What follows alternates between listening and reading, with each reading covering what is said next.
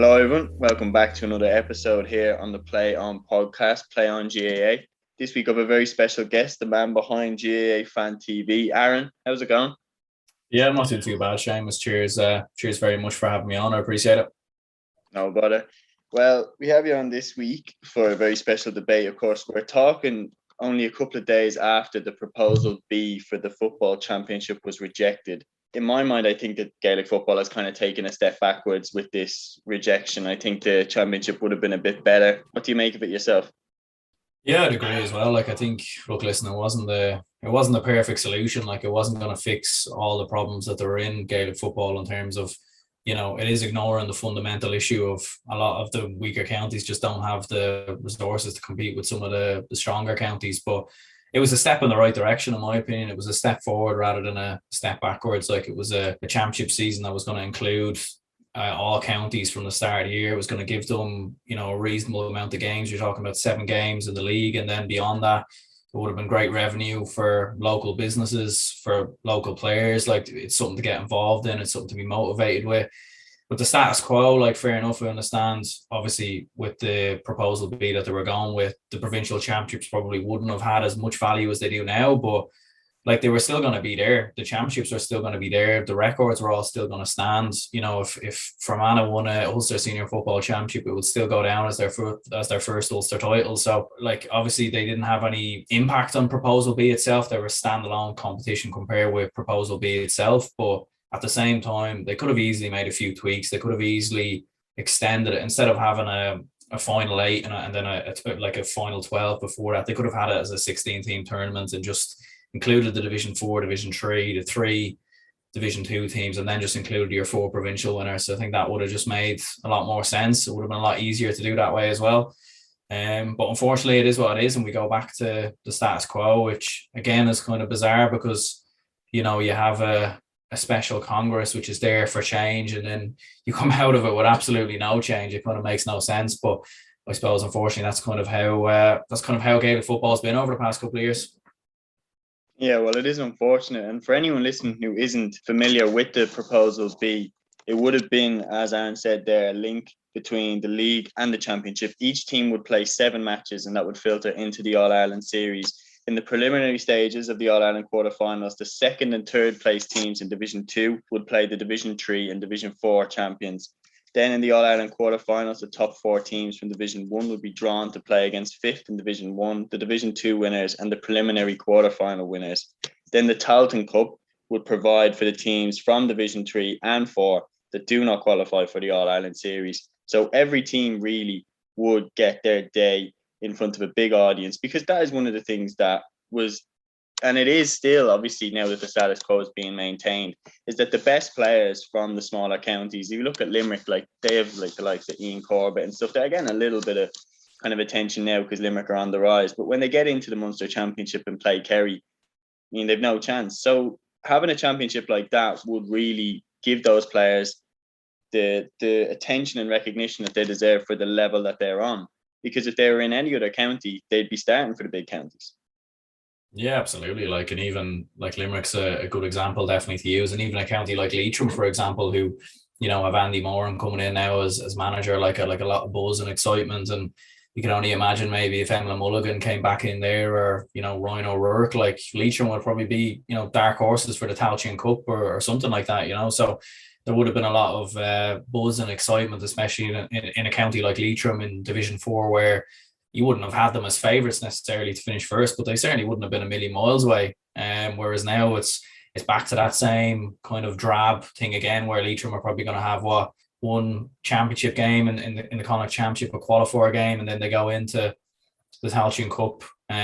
Like the Tailteann Cup obviously stays there, but again, like I don't know. I still feel like it would have been a better solution to have it in Proposal B. I think it would have been much better that way. And again, what way are they going to promote the likes of the Tailteann Cup and whatnot as well? Like in terms of, are they going to show the games as much as the championship games? Because you look at hurling, for example, with Joe McDonough and Christy Ring, like those kind of competitions get kind of left in the dark.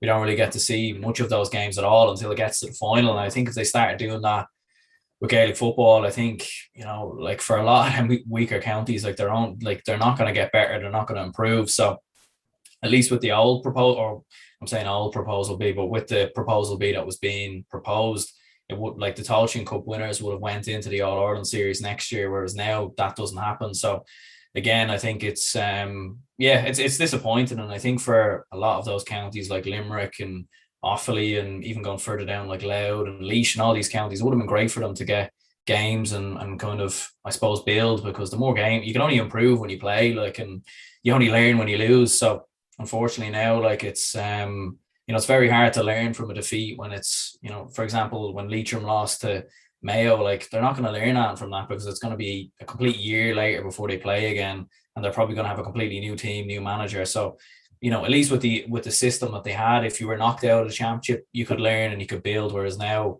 like, it's kind of very hard to do that. You made a good point there about Leitrim. This is the biggest issue that I have with it, is players are going to leave now because of this. You look at the likes of Luke Towie, obviously very, very talented player coming out of Sligo, gets an offer to go over and play for the AFL, and he's gone.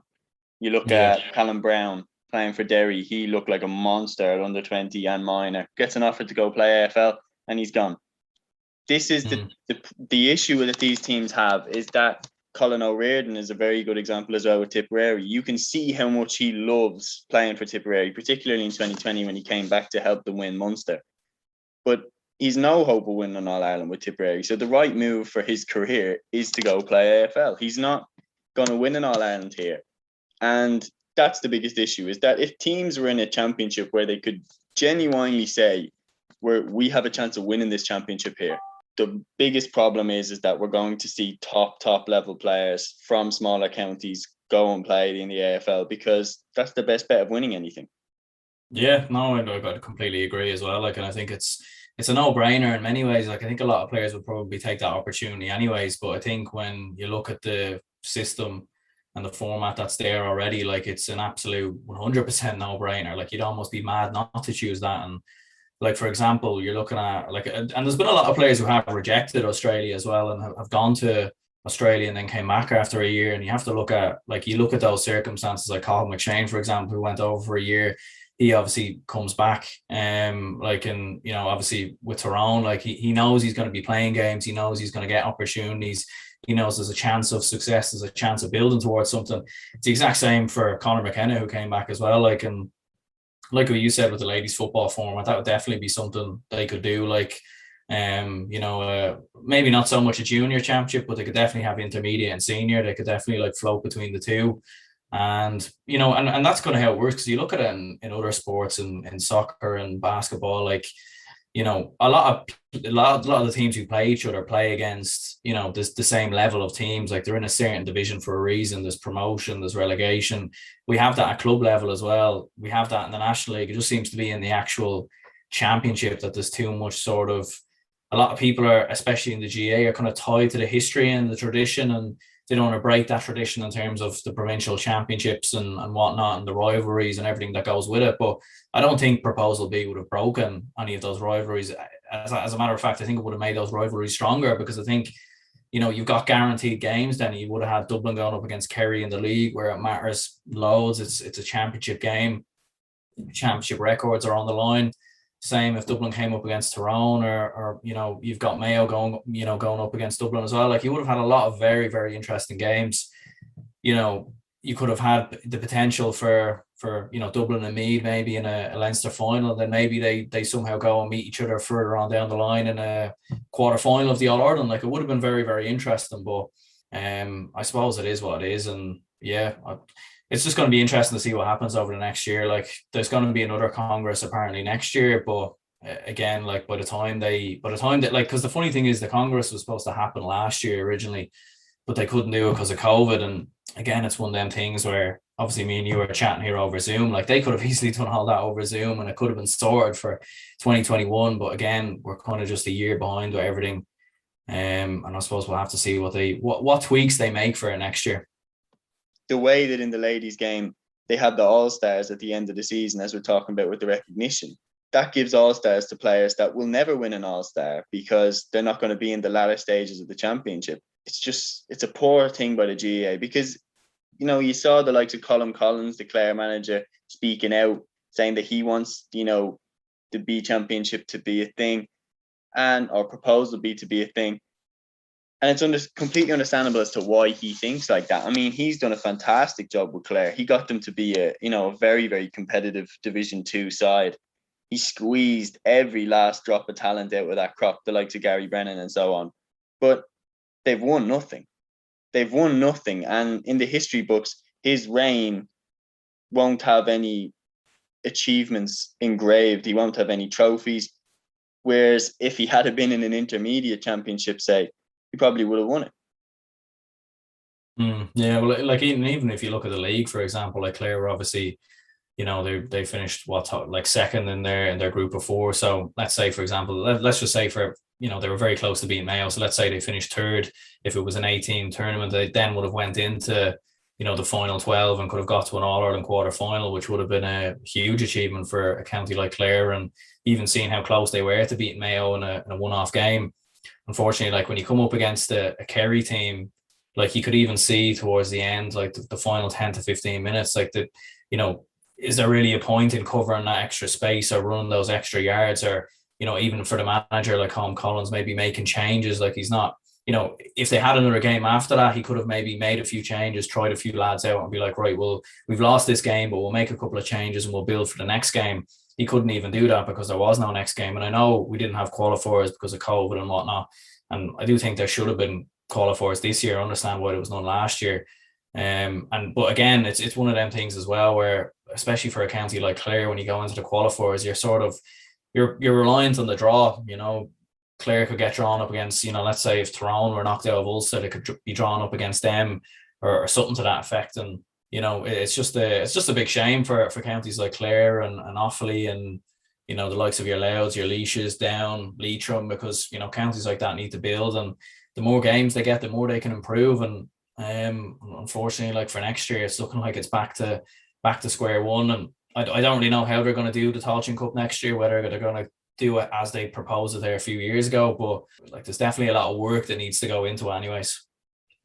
The key thing that would give, as we've talked about, is the opportunity to win something. How many, smaller counties have we seen over the last 5-6 years that, have made a little bit of a burst? I mean, Carlow is the example that kind of jumps to my mind, like the Carlow Rise and all that around 2018 when they beat Kildare in that game. That was their crowning moment. They're never going to win anything. And Leitrim as well, they got promoted under Terry Hyland to Division 3. They stayed up in Division 3, then they got relegated back down. And you're thinking, how many of those little bursts do teams make where they get one or two good results, but then they realistically look at the bigger picture and they say, well, are we going to win the provincial championship? No. Are we going to win the All-Ireland championship? Absolutely not.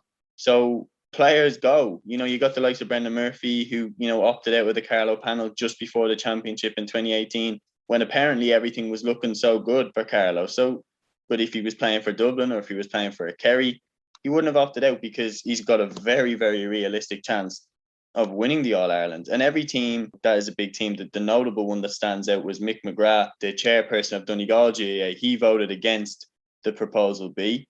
And Donegal, conveniently enough, have a very, very realistic chance of winning the All-Ireland next year. That's kind of how I look at it. I look at it that as if you're one of the big teams, the status quo kind of suits you.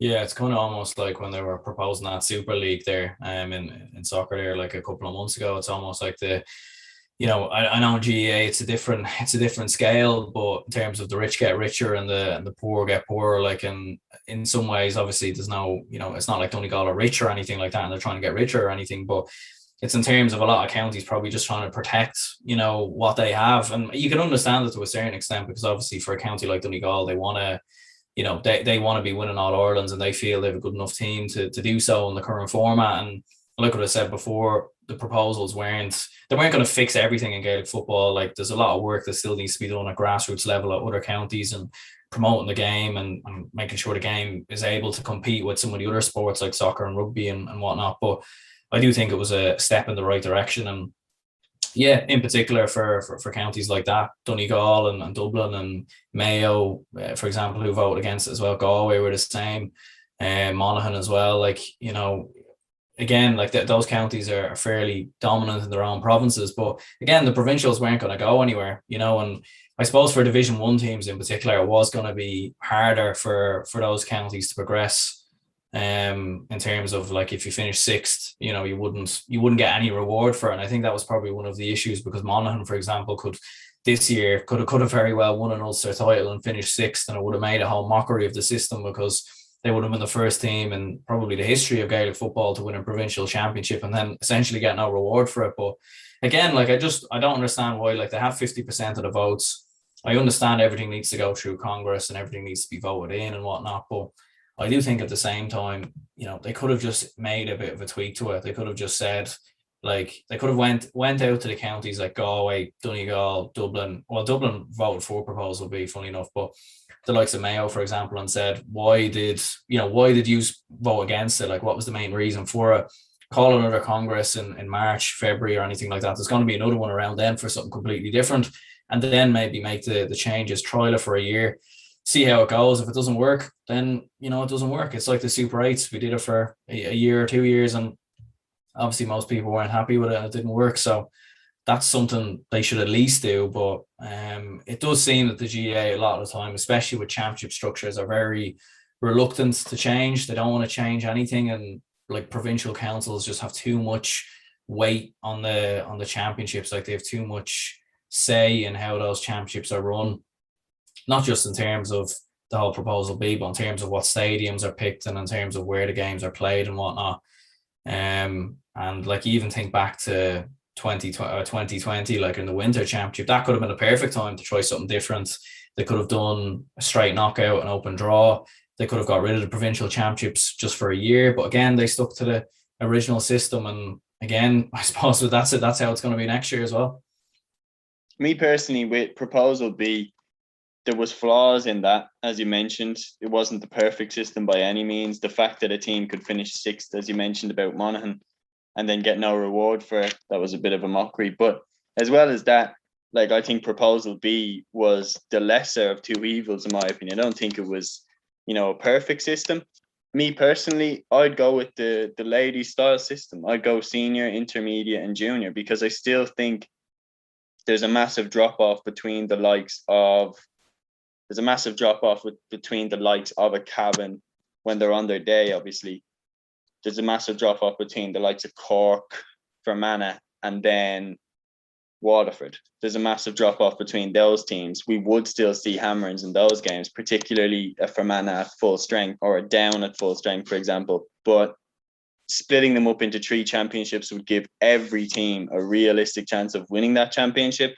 And then I would do the provincial championships during the league time. At the start of the season, after the O'Byrne Cups, I would let the O'Byrne Cup stay so that it wouldn't become like a pre-season tournament. And then, you know, Jim McGuinness was talking, does the provincial championships become irrelevant, what we fought for our entire lives? Apart from the Ulster Championship and 2020 being just a crazy year, the provincial championships have been irrelevant for the last 15 years, in my opinion. Galway, Mayo have dominated Connacht, with Roscommon winning the odd one here and there. Dublin have won all but one of the last 16 Leinster championships. That's a joke. Kerry and Cork have dominated Munster, absolutely dominated Munster. No one has even come close apart from Tipperary in their year in 2020. And that was because of Mark Keane's goal and Cork not being anywhere near the level that they have been. Provincial championships have been irrelevant. Everyone's waiting for the top teams to come out of the provincial championships into the latter stages. It's the history, it's the victories like Leitrim in 1994, where the small team gets their day. And if Louth had won it in 2010, that would be a shining example of how a small team can have their day. But think logically, think with the facts. Dublin are going to mop up so many of the next 10 Leinster titles as well, if not all of them. It will be the same in Connacht, Galway and Mayo. It will be the same in Munster with Kerry. The Ulster Championship would remain competitive because it always has been. I think put the provincial championships where you would put the league, and then give every team a realistic chance of winning their senior championship, their intermediate championship, or their junior championship. Yeah, absolutely. Like, and you were mentioning Jim McGuinness, like, he even made a good model as well. I remember he was speaking about it on Sky Sports a couple of years ago, where it was basically the top 6 teams in Division 1, and then it was the top 4 in Division 2, and then your 4 provincial winners basically all go into the last 16 of the the All-Ireland series, and that would have been something that probably would have definitely got voted in ahead of Proposal B, because then you don't have the issue where the team finishes sixth and essentially doesn't get some sort of reward for it anyways. And then you also have the 4 provincial winners, and even if, say for example, obviously Dublin win the Leinster Championship and obviously they finish in third or fourth in Division 1, then you sort of give it to the next team, maybe the runners up in the provincial championship or something. So there's some sort of reward there. So I don't know why that wasn't Proposal A. Like the fact that Proposal A was even a proposal is just ridiculous. It kind of reminds me of, when there's a presidential election or something and you're like, how on earth is that candidate even in there? That's kind of what Proposal A was like, because it didn't fix anything. All it literally done was just move teams around. It didn't, nothing was going to be solved with that whatsoever. So the fact that that was even a proposal as well just made the whole thing a bit of a mockery as well. But yeah, I'd agree with you as well. I think move the provincial championships to the start of the year, January, February. Again, you could have that sort of situation where whoever wins the provincial championship, just make sure there's some sort of reward for it at least, because then they won't get devalued. And like what you said before, Leitrim obviously had their day in the 90s, and Sligo won one back in 2007, I think it was, or 2006, and Clare won one back in the 90s, Tipperary 2019. Those memories aren't going to be gone. Those stories are still going to be there. But it's down to the TV companies as well. If they show the games on RTE, Sky Sports, or whoever else is going to come in by the time they do bring in a new proposal or whatever, just show the games, have advertisement behind them, promote the games, and people will still always be interested. There'll still always be hype there. And could you imagine if Cork beat Kerry, let's say, for example, in a Munster final? You don't think that Cork fans are going to be jumping around celebrating that? Or you think if Meath beat Dublin, that they wouldn't love that moment and bring the Leinster trophy all around Meath? I'm sure they would. So they haven't been they shouldn't be the most important thing in the championship, but have them at the start of the year. Then the league model, and if it's Jim McGuinness's model or they tweak Proposal B, it's almost one of them things where anything is better than the status quo at the moment, well, except for Proposal A. But that's definitely something they could do anyways. And let's talk then about how they could go about promoting it correctly. Say if in the future they do go for a different structure to the championship. Key thing for me would be have the games at different times to the senior championship. So if you're having the senior championship on a Sunday, play the other games on a Saturday, and make sure, okay, if it's not on RTE, if it's not on Sky Sports, live streaming. What's the biggest problem with that? Why can Dublin GAA do a live stream of their club matches, and yet you can't watch a Division 4 match no matter where you go? If you go on YouTube, you won't be able to find highlights of a Division 4 match unless League Sunday show it. To still have that, when there's so many reporters, there's so many journalists, there's so many people who want to get into covering GAA, and there's still nobody who can cover a Division 4 match or who gets assigned to cover the lower games. That's another reason why so many players leave and why counties struggle so much to make progress, because there's no exposure. They don't really get any rewards for putting in the same effort as the big teams and the big players. Show the games. Say if the big teams are playing on a Saturday, play them Friday night or play them on the Sunday. Get them on opposite days. Get a dedicated team of journalists, sports journalists to cover the matches. That can be a massive bonus for those teams because it's full exposure, and then you get a bit of hype behind it. Imagine the injection that would have got into Carlow Rising if they had won a junior championship, or if they had some silverware in the cabinet and then they went into an intermediate championship full of confidence. That would have such a knock-on effect. That would have such a knock-on effect to their minor football teams, to their under-20 football teams. The young lads would come through. The whole game would get stronger in Carlow as a result of that. And it's a shame that, that little burst that they made under Turlock O'Brien has just kind of died completely now.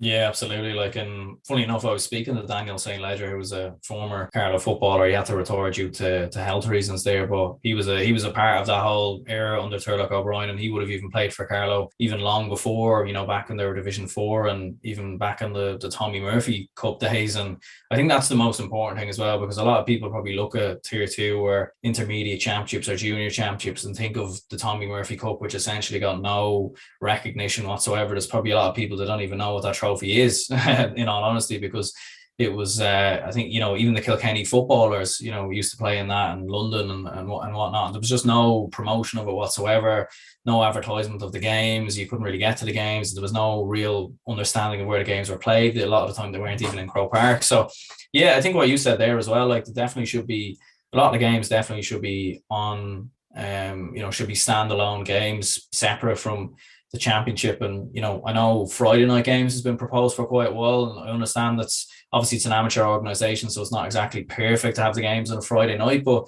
if they were to vote in the GPA and get something out to all the players and do a vote for whether they'd want Friday night games or not. I know they did that a few years ago and the majority said no, but it wasn't much. I think it was like 60% said no or something like that. So if they do something like that again, and, you could have, could you imagine on a Friday night, you have an intermediate game or a tier 2 game where it's, Leitrim going up against Sligo or something like that. And people would watch it, because people love Gaelic football and people love hurling. And if there's a game that's by itself on a Friday night, you can guarantee people will watch it. Or if you were to have a game, maybe, one game before another on a Friday, another game on a Saturday morning, there's definitely ways they could do it. And there's definitely ways they can work around it. And, I know on GAA Go, you can watch all the Division 4, Division 3 games and whatnot. You can watch them if you get an annual pass. But again, there definitely should be something more done on YouTube as well with highlights. Like, you even think of the Premier League, for example, like Sky show all the highlights of their games once they finish. Like, if you want to watch any game, you just go on Sky and you find the game straight away. I know on YouTube, with the big games, you can find them, like you'll find them. But that would be something if the GAA could do as well, even on their own YouTube channel. Like, just upload the highlights of their games, when they finish, whether it be Division 4, Division 3, Joe McDonough. I understand maybe you can't get like cameras and you can't get equipment into every single game, but you see a lot of clubs and a lot of county championships, for example, like, they find a way to make it work. And I don't think it would be impossible, like, in my opinion anyways. It would definitely be something they could do, and it would even be something of benefit to them as well, because they'd be able to get more attention, more revenue from it, and more people watching them. So it's almost a win-win, and it kind of amazes me that they haven't done that before. But look, we'll see what happens. Sometimes the GAA, is just a little bit behind some of the other. There's no reason why they couldn't do something like that anyways, at least for next year and a couple of years moving forward. I was even saying on one of my own podcasts as well, I think they should change the name as well. Like, Tailteann Cup just sounds so boring and depressing. Every other tournament seems to have its own name, like Joe McDonough and Christy Ring. Why couldn't they have called this like the Paddy O'Shea Cup or Mick O'Dwyer Cup or something like that, just so it has a bit more of a ring or meaning to it? Because Tailteann Cup, it's just very boring in my opinion, and it doesn't really sound particularly pleasant for the teams that are playing in it. So exactly. As for the senior championship next year, I do see a scenario in which, your Dublins, your Kerrys, your Mayos, Galways, Tyrones, Donegal, that we get, I'd say 8 of the 10 best teams in the country will probably make the quarterfinals. So that's very good for the viewers. But then again, if we were in a senior, intermediate and junior championship style, we would end up with the 8 best teams playing each other anyway. So there's no reason that the smaller teams have to suffer as a result of the best teams getting to play each other. Absolutely. Like, and even for Monaghan, for example, or Armagh, who voted against the proposal, and maybe it was because they felt like one of them counties is probably going to finish 6th and avoid relegation, which in Division 1 should be a big achievement, but essentially they'd have nothing for it. But like, whoever does fit, like, if you look back in the league over the past couple of years, like, the team who usually finishes 6th has usually lost at least 4 or 5 games. And it's not like that county hasn't had the opportunity to win those games. That county Monaghan has played the likes of Dublin, Armagh, Kerry, Kildare, whoever's up in Division 1. That Monaghan has played all those counties. So, the fact they finish 6th and lose 4 to 5 games, like, it's not like they weren't given the opportunity at the start of the season. They have the opportunity. The reason why they would have been knocked out of the championship isn't because they've finished 6th and it's a bad system. It's also because they just haven't been good enough, and that's the main reason for it. I understand if they win the provincial championship, then it kind of becomes a bit of an issue, but if they don't win their provincial championship and they finish 6th, like, you can't really have any arguments with it. And the team who finishes 4th in Division, or the team who finishes 1st in Division 4, for example, and the team that finishes 1st in Division 3, they'll still have to go and beat them teams that Monaghan were playing against anyway. So, like, you're still going to have to beat the good teams. There's no easier way to the All-Ireland. I know some people might say, well, Cavan in Division 4 could win Division 1. And then say they got to a quarter final, they have a one-off game against Kerry, let's say, for example, but they're still going to have to beat the same teams that Monaghan came up against in Division 1. So I just think it would have been a good system to use for a year or 2 years, or trial at least, make a couple of tweaks. But yeah, unfortunately 60% was the vote that was needed, and we didn't get it. Yeah, unfortunately, I think it is a bit of a step back for Gaelic football, but I think over the next couple of years, another proposal will come through, because sadly, I predict more massacres at the start of the championship, the likes of Leitrim and the likes of Carlow and stuff like that. If they come up against the Dublin or Mayo, I think it won't be pretty again for another year. But we'll come back stronger. There'll be another proposal next year, and we'll go from there. Aaron, it's been a pleasure. Thanks for coming on today. No bother at all, Seamus. Cheers very much for having me on. All right, everyone. That is the episode. That is the debate on Proposal B being rejected by Congress. We hope you enjoyed the episode here on Play on GAA. And until next time, guys, take care.